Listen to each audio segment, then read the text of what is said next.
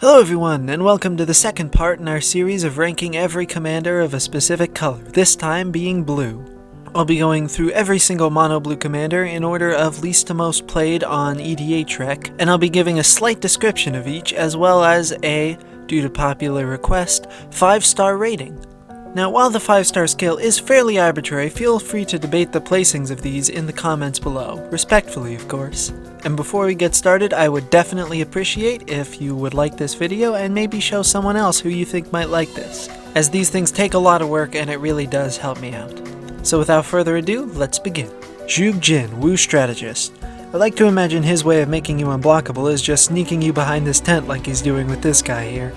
Alhammaret, High Arbiter. Taught Jace everything he knew, which evidently was not much. Lady Sun. This is one of those commanders that sucks in addition to being like $130, so don't expect to come across many of these in the wild. Lusu Wu Advisor. Lusu Wu who? You never knew a Lusu Wu, did you? You do? Sun Che, Young Conqueror. I don't think you're gonna be doing much conquering, fella. Lu Meng Wu General. Spoiler alert, the beginning of all of these videos is gonna be pretty much 90% Portal 3 Kingdoms. Not my fault, that's just how it is. Zhao Yu, Chief Commander. Jeez, can I give a card negative stars? You know what, this is my video, of course I can. Myojin of Seeing Winds.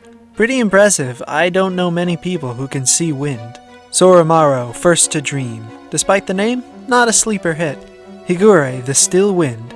Unfortunately was printed a long while before Commander Ninjutsu, but people wanted it so bad that we have this guy to blame for Yuriko. The Unspeakable. Alexi, Zephyr Mage. A little too expensive and slow to be very viable, but I admit this effect seems like it could be pretty oppressive in the right build. Linessa, Zephyr Mage. Significantly worse than the Zephyr Mage we were just talking about. Ravaka, Wizard Savant. So I guess Wizard Savant is a few ranks down from Prodigal Sorcerer. Ertai, Wizard Adept. There are better permission deck leaders out there, but the Wizard Adept is at least better than the Wizard Savant. Illyrios, Enraptured. This is terrible. Hakim, Lore Weaver. This card is complete garbage, but his name is so badass it almost makes me want to play him anyway. Venser, Shaper Savant. Excellent card, but does not belong in any command zone. Melaku, the Clouded Mirror. Yeah, a land is probably worth a 1/1. Uyo, Silent Prophet. Yeah, she never talks, but can you prove that she can't read the future? Baron, Master Wizard. Sacrifice a permanent is a very rare couple of words to find on a blue card. Not enough to make me want to play it, but certainly enough to intrigue me. Cloudhoof Kirin. If you must play Mono Blue Mill, don't do it with this guy. Vendilion Click. I know I'm not the first person to wonder about this, but flavor-wise I have no idea why this is legendary. Hisoka, Minamo Sensei. Kozilek? What are you doing here? Sir Eleonora, the Discerning. Should have her title changed to the Underwhelming. Luan, Cephalid Empress. Got better with Painter's Servant. Not playable, mind you, but better. Haidar, Rhymewind Master. If you must play a snow-only deck, he's pretty much your only option, but that doesn't make him or that strategy worth it. Kira, Great Glass Spinner. Much less lethal than that other Kira with the notebook. Zahi, Jinn of the Lamp. You could do a Voltron strategy with this guy, as tapping equipment doesn't really do anything, but it really doesn't pack the power to be worth it. Rain, Academy Chancellor. Much less lethal than that other Chancellor with the unlimited power. Tomorrow, Azami's Familiar. Very cool effect, very uncool mana cost. Ixidor, Reality Sculptor. As far as blue sculptors go, this is not the most impressive. Tromokratus. The worst of a long list of very expensive sea monsters. Lu Jun, Scholar General. Possibly the best use of horsemanship on a card to date. Lorthos, the Tide Maker. Imagine if they pulled a Gristlebrand and made this guy cost 9 or something. Taniwa. Only this high up on the list because it's so famously bad. This is one of the worst creatures ever printed, and I don't recommend ever playing it. Kopala, Warden of Waves. You ever tried putting a wave in a cage? Let me tell you, it's not easy. Aboshan, Cephalid Emperor. Do it. Ambassador Liquatus. Well, you are in the color of Dramatic Scepter, so it's not a bad win condition if you're building combo on a budget. Chisei, Heart of Oceans. A lot of potential with this kind of effect and cumulative upkeep. Unfortunately, this card cannot nearly support that strategy. Calafe, Beloved of the Sea. I'd like to see a deck filled with so many of these effects that it'll cost like 27 mana to target any of your permanents. Sun Quan, Lord of Wu. Okay, never mind, we have a new Horse King. Stitcher Geralf. This card is very fun and I love the flavor. Definitely good in the 99 of some strategies, but a little weak to make the cut on his own. Empress Galena. Be warned, this deck will not make you many friends. Keiga, the Tide Star.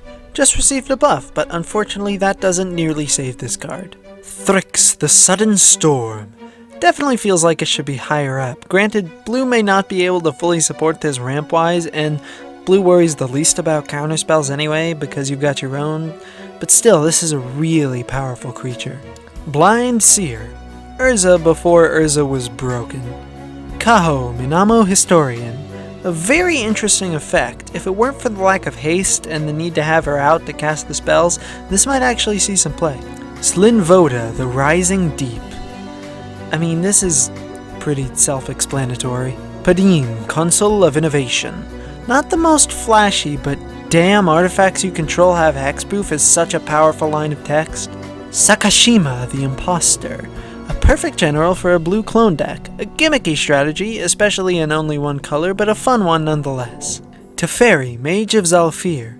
If you're playing this, you're playing Knowledge Pool and locking your opponents out of casting anything ever.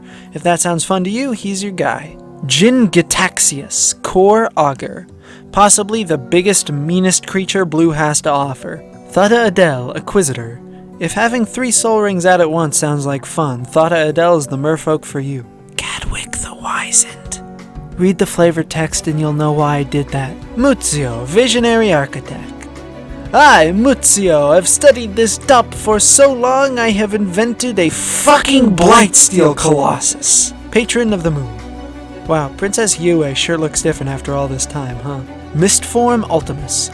Much more impressive before its text box became a single keyword. Arcanus the Omnipotent. This card fucking rules. Kefnet the Mindful. Returning lands to your hand in a deck with no black or green is rarely a good idea. Nezahal, Primal Tide. Now this is what I call a sea monster. Arkham Dagson. Apparently all you had to do was turn this dial and these bottle gnomes become a planar bridge. Who knew? Narumeha, Master Wizard. When I see this art, all I can imagine is she's walking forward with a stack of like super important papers, and then the wind blows them all out of her hands, and she's just standing there like, fuck. Fibblethip. Fibblethip the Lost. I always hated crowds. Atemsis, All-Seeing. I've yet to see this pulled off, but I imagine someone out there has perfected this strategy, and I'm sure it's terrifying. Fossa, God of the Sea. Very open-ended and incredibly solid. I approve. Jalira, Master Polymorphist. Imagine pointing at a Thopter and having it unfold and grow into a 60-foot-tall Eldrazi monstrosity. Kami of the Crescent Moon. He distributes everything equally and is named Kami, but mysteriously is not red. Jace, Vryn's Prodigy. Nobody asked you to butt in, Jace. But thanks. Naban, Dean of Iteration. There's a lot of fun stuff you can do with this. Naban, Dean of Iteration. Gotta read that flavor text. Thassa, Deep Dwelling. A bit more direct than the last Thassa, and very powerful in blink strategies, although I'm not sure the indestructibility puts this anywhere near Rune or Brago for that kind of strategy. Memnarch. My vote for the coolest name of all the blue commanders. Also, he's terrifying. God Eternal Kefnet. In case you want to win by trapping your foes in a Doctor Strange time loop where it's always your turn on repeat and they can never escape. Braids, Conjurer Adept. Well, she's not as powerful as her other self, but considering that card is banned, I don't think that's a bad thing. Tetsuko Umezawa, Fugitive. Playing this deck is the best bad choice you can make. Teferi, Temporal Archmage. If this is built right, it is the most powerful Planeswalker commander and one of the most powerful commanders ever printed. Unesh, Cryosphinx Sovereign. An extremely powerful piece of tribal support. However, I think if you want to play Sphinx tribal, you really should go with Morphon because you definitely want to be playing the Esper Sphinxes. Sai, Master Thopterist. I had this deck for a very long time and it ruled. Azami, Lady of Scrolls. Possibly the best 5-mana 0/2 in the game. Emery, Lurker of the Loch. If you're playing this right, this should never cost more than 1 blue mana after like turn 3. Baral, Chief of Compliance. Blue has had counterspells since the very beginning, and Baral is the undisputed king of denying you any advantage. Talrand, Sky Summoner. Whenever the term Spellslinger deck comes up, Talrand is always the first one most people think of, and for good reason. And the most popular, and in this case, probably the most powerful blue commander ever, is Urza, Lord High Artificer. This is a very satisfying lore gameplay connection here. Urza started and ended multiple wars, nearly destroyed the multiverse on more than one occasion, and was likely the most ingenious person to have ever lived. To match that reputation, Wizards gave him one of the most busted commander cards they've made in years, completely redefining what it means to be a blue commander. And that's all of them. Thank you all so much for watching. Once again, if it's not too much trouble, you could leave a like on the video as that helps it out. Maybe show it to someone else who you think might like it, and if you want to see more like this, then subscribe, because I'm certainly going to do the rest of the colors, and probably the 2 and 3 colors in videos of their own.